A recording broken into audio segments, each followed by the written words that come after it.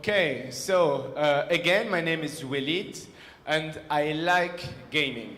I play a lot, I do a lot of things on gaming, but I also use it to do, helping other startups do things. But I think after spending these 2 days with you guys here, I'm more going to put on my business card that I'm this. I'm fan of Kosovo and fan of the energy that is coming out from here.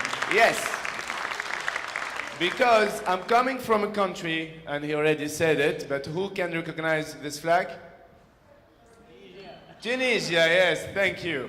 So I'm coming also from a country that I thought it's small before coming here.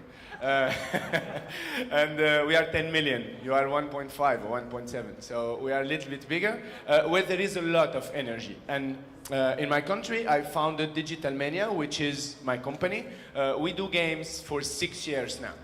And every day I have to deal with two big fields. The first one is art, the second one is technology, as games are based on that. And this is amazing because we are using two different and opposite approaches, as ones are more based on feelings, on you know, touching stuff, feeling stuff, and the other one is more about facts, logic, etc. So, and dealing with this, of course, I deal with people. So you will see that artists are more of the time seeing themselves as, you know, pop stars. They're artists doing amazing stuff, beautiful stuff, and the engineers or technology people are seeing themselves that are the ones that are going to save the world.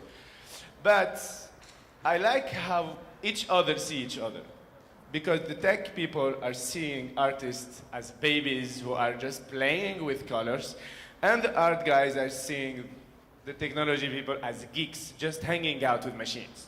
So, but being with them, I know that there is a big fight between the two approaches, because in one side there is no limit. We ask people to go and to think out of the box. You're going to hear this a lot. On the other hand, we have a lot of restrictions. We talk about science, physics, technology, all this have restrictions. But I know that there is people who can stand in the middle. And these guys are something, but I'm going to give you some kind of indication for that you can try to guess who are these guys. Egetus, figetus, zambracapon. On vous demande toute votre attention. Nous faisons les bagages et nous partons. Mais non, pas toi. Les livres d'abord, voyons. Pockety, pockety, walkety, walk, abracabradabra, et voilà, ainsi plus petit, vous tiendrez tous dans mon sac. Igitus, figitus, figitus, boum, voici Digitalium. Attention.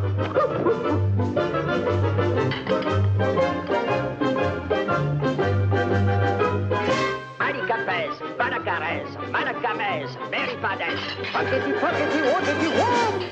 This guy, what do you think Merlin is using to accomplish all what he's doing? This is the question. Magic, yes. This is a simple formula. Art and technology is magic. So people who are standing in the middle are magicians. And you can see it.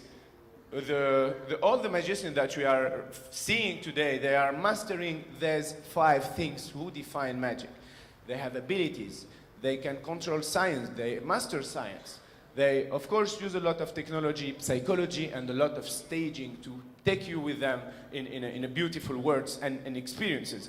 And I really recommend these 2 movies if you didn't already seen them. It's The Prestige, and Now You See Me. It's really focused and emphasizes the fact that technology and arts are really the source of magic. And you can see that actually, video game developers are magicians. Because in the same time, magic, there is ability, science, technology, psychology, and staging. All the guys working there and missing a lot here, they are at some point mastering this.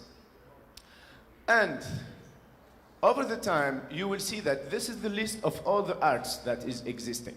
You will see that there is very tight relationship, synergy between art and technology, because more the art is evolving, It's asking things coming from technology that is pushing it to make the art go better. And you can see it everywhere. You can see it in sculpture, in drawing, in cinema, of course, comic books, video games, everywhere where technology involves, the art involves, and vice versa. So, at Digitalmania, actually, we are trying to resolve all this by asking people to really converge. So engineers, developers, we push them really to go and on the side of the art people, and in the other side, we push also artists to go to understand the technology. And actually, everybody can be there. Because you're not obliged to be in technology or art to be a magician. You can do business, you can be in marketing, you can be in wherever. So you can stand there. So at Digitalmania, we do virtual reality games, but also we do mobile games. This is our latest game.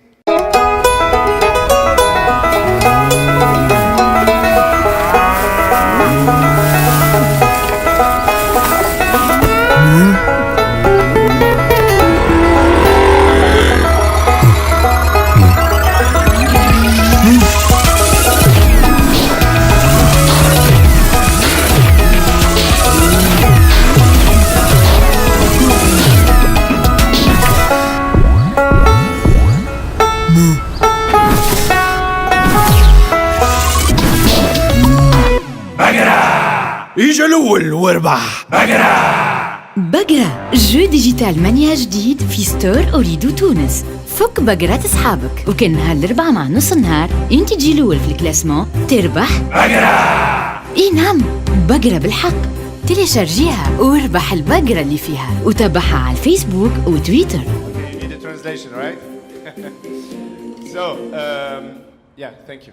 So, the name of the game is called Bagra, and actually you start the game by having 100 cow in that floating island that you have. And your aim is to go to steal the cows from the other players. If you can do it, and you will have the biggest amount of cows in your field every Wednesday, we are offering a real cow to the best player. A real cow. And this is actually the first one, Pamela.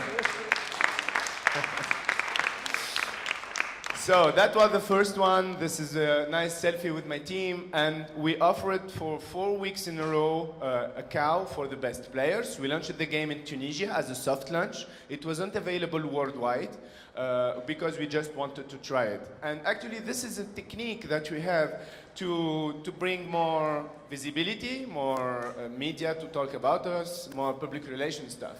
And actually, it worked well, as we've been spotted in so many websites. The game wasn't available at all, but we've been in IGN, in Geek.com, in Business Insider, TechCrunch, a little bit everywhere. This guy also.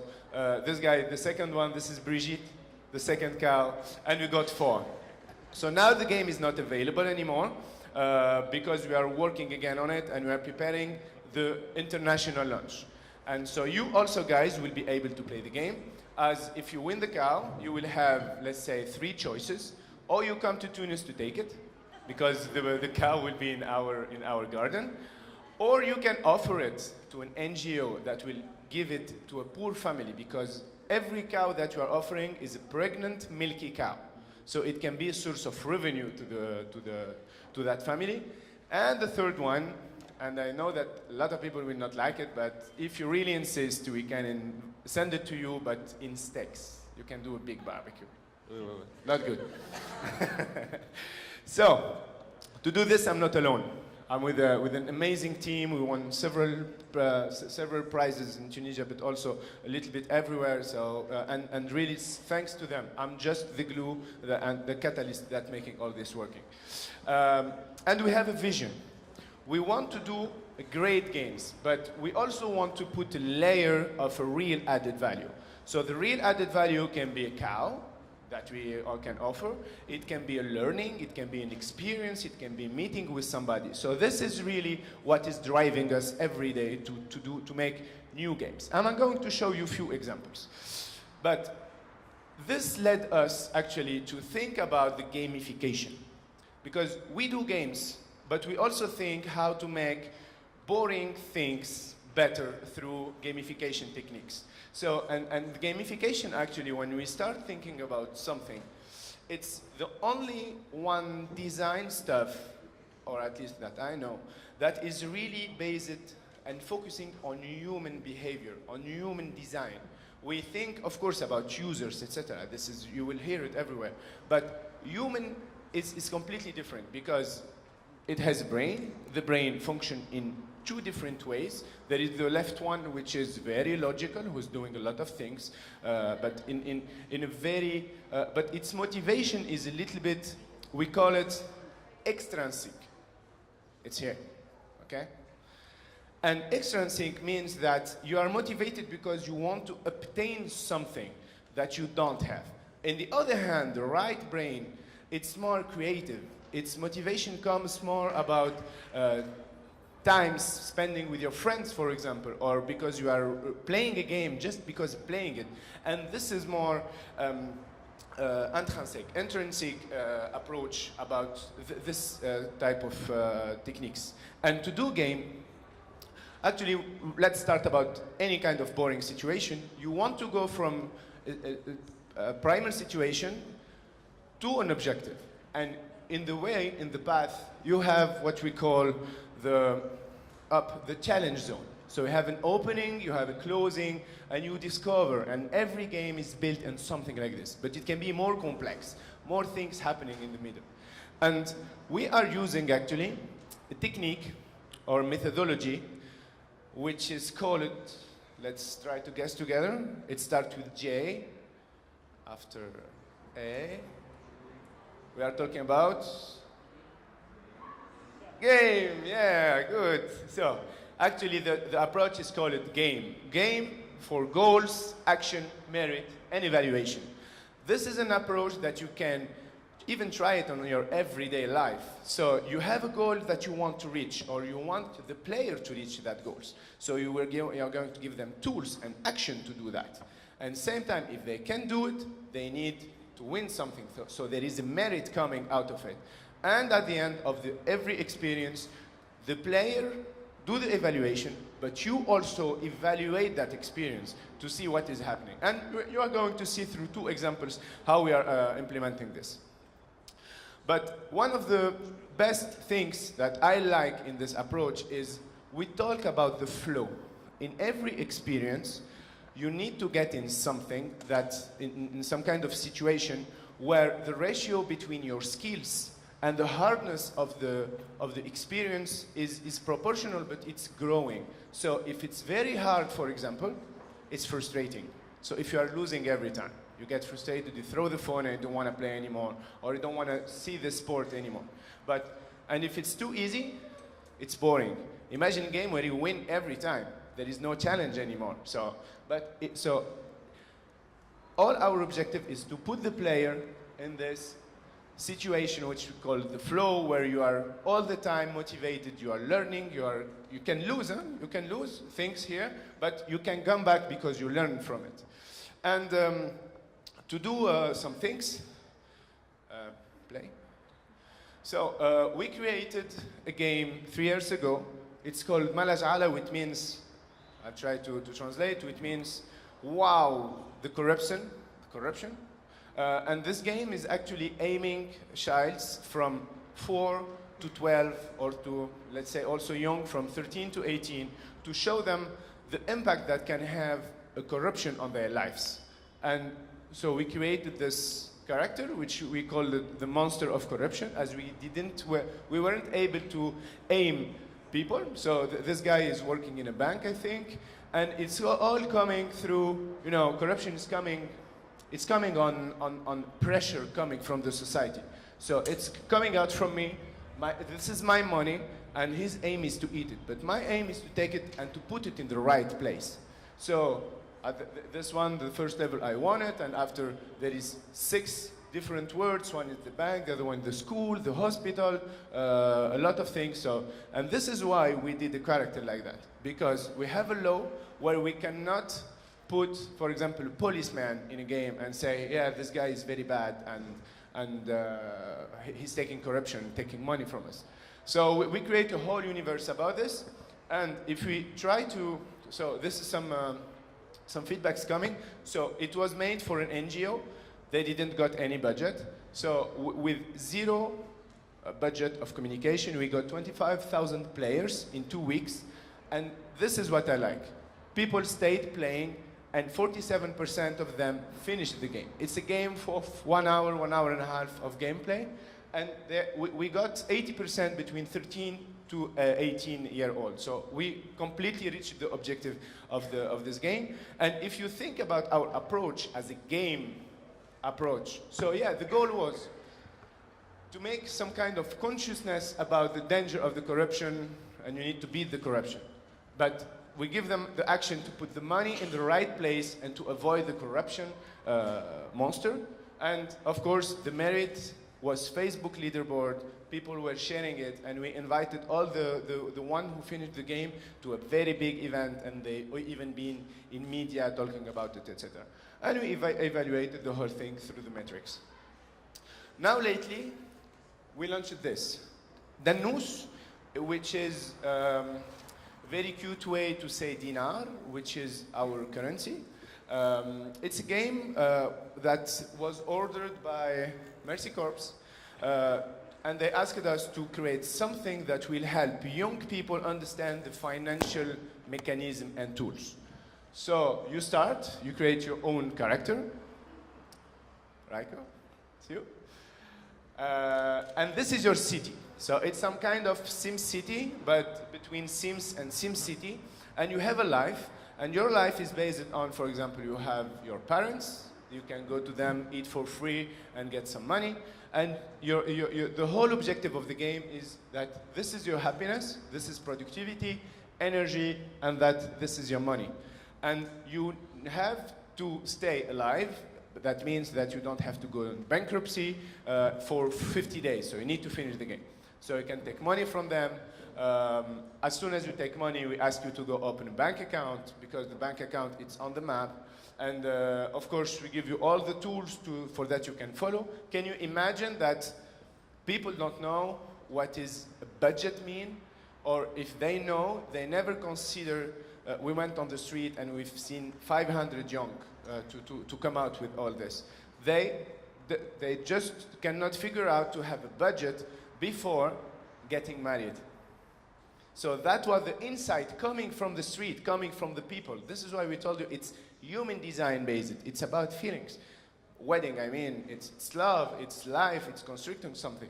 So we built the game around all this. So your aim in the game is actually, of course, to not get bankruptcy, but to stay happy the most possible. And to stay happy, you have actions to do. For example, meeting with someone.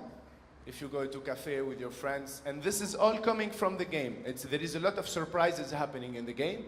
And if you go with her to the movie 2 or 3 times, she will ask you to be engaged. This is, of course, in the male version. There is also a female version. And if you go to a restaurant with her 3 or 4 times, after the engagement, you can get married, and of course, buy a house, and all this by managing a lot of things happening in the game. You need to go to work or to open a company. So we spent 1.5 years working on this game.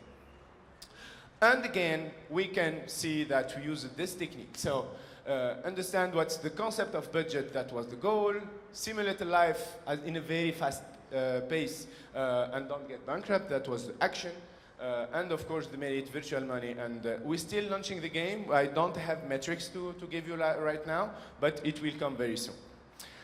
So, I think I still have a little bit of time to tell you about our latest game. Our latest game is called Utopia.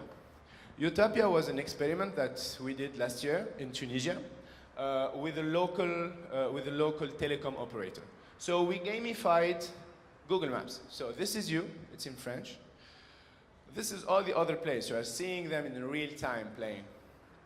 We put in an icon of an S7 Samsung with an area. So this is the red area. So if you work from here and you go into the area, you will get a button telling you, take the phone and get away. So if you can do it virtually, because there is some techniques I will tell you. So everyone will see that you have the phone. So everybody will come to your area to try to take the phone virtually. You have 5 minutes of protection for that you can enjoy your time a little bit with the phone. And actually the principle was very easy. So we launched the game the 22 April at midnight. We said to the people, you have 7 days. The ones that will keep the phone virtually in their account, at midnight the 29th of April, they will win a real phone. We put 7 phones on the map. We just closed it with a virtual boundary around Tunis, the capital, so it's not the whole city. And this is the impact. So all these are connected players playing. So we were 39 minutes before the finals, but we got 30,000 users in 4 days, and our server crashed 3 times. We got attacked by guys who paid a very big attack because we threw them, they were cheaters, and we got a really, really big thing happening. So we said, yeah, this is, and a lot of stories. For example, there is so this guy is in a boat, and there is a police lady who stole a phone, who picked the phone, virtual phone, and she went hiding in a barrack for that nobody can enter, in a police station, for that nobody can get in her zone and take the phone from her. So, and she won, fortunately for her. So, this is the actual Utopia. So this is the new UX and design that we are doing, and we are launching it also very soon worldwide. We're going to put, so the model is easy. We go to see, I call it the Robin Hood system. I go to see people who have money, and I'm trying to offer them to you guys. Putting phones, computers, DJ stuff. You can even win dinners with famous people, pop stars, etc. We are working very hard on that for a launch within the end of the summer. So, and what we really want to do, so if you guys tomorrow want to create a utopia for yourself, it's easy. Just get into some kind of back office. You do some kind of setup with the graphical tools, defining the areas, etc. You put your phone there, or the things, the gifts, and it's live. So, I'm done.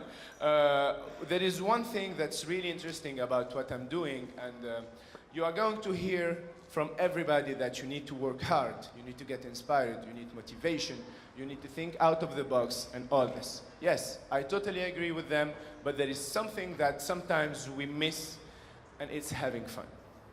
So before gamifying life or doing games for others, try to do it on yourself. Enjoy every single moment, even if it's very difficult things. Because, you know, everybody says life is a game, but definitely for me, life is the best game that exists. Thank you very much.